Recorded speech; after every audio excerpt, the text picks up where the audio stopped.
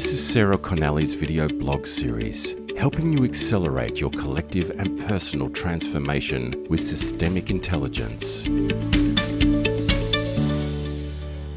First, if we understand what a system is, a system is simply a collection of elements that are interdependent on each other to serve a purpose. So that's a very simple systemic definition. So when we look, if we look at the words systems and systemic, it's become a word that people attach to things to make it look like the latest. And people do that with good intentions, but it's not necessarily with an in-depth understanding of what we mean by systemic. When we're either talking about systems thinking or we're talking about systems dynamics or systemic intelligence. Actually, the reason why I use the term systemic intelligence is because it actually encompasses all of those things rather than isolating anything. If we take the systems thinking, and this has really come from the engineering sciences. It's scientific based. It's about mapping systems and looking at the interaction dynamics in systems. And there's a way of mapping those. That is very accessible to systems engineers and people who have that particular bent. It's not particularly accessible to transferring it into everyday application in everyday situations, whilst retaining the sophistication that's actually contained within the science of it.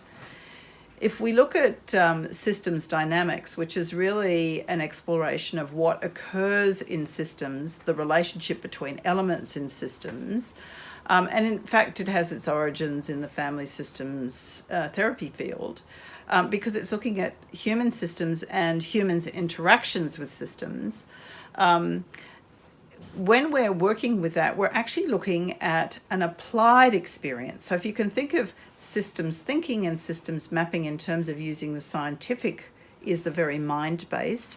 But if we look at the systems dynamics and the systemic intelligence, we're looking at something that is actually drawing on all of our senses, not just our mind. So you can almost think of the two marrying together and being complementary to each other. The big value of systems intelligence and systems dynamics is it's taking it into an applied experience. And it's very much an experience often. It's not always. It can actually be done intellectually, but we use the felt sense of how the system is operating in order to give somebody, because when we feel something and we have a lived experience of it, we know it differently than if we know it with our mind. And what we're after is understanding the systems, the systemic intelligence and the systems dynamics in a way that leads to change or a way that leads to movement or action, so that we can actually move things in the directions that are meaningful. So this applied version is actually much more accessible.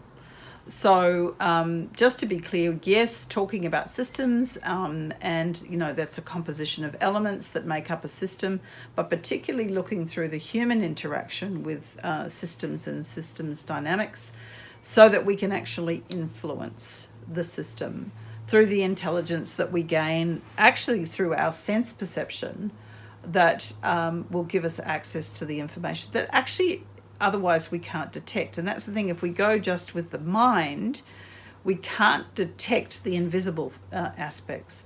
If we go with our body, we can actually start to detect the invisible aspects. And that's, in real terms, where the differential distinctions give us new information, new awareness and new insight. So that's what we're talking about. To understand and apply insights into the systems in your world, contact Sarah through ea@sarahconnelly.com.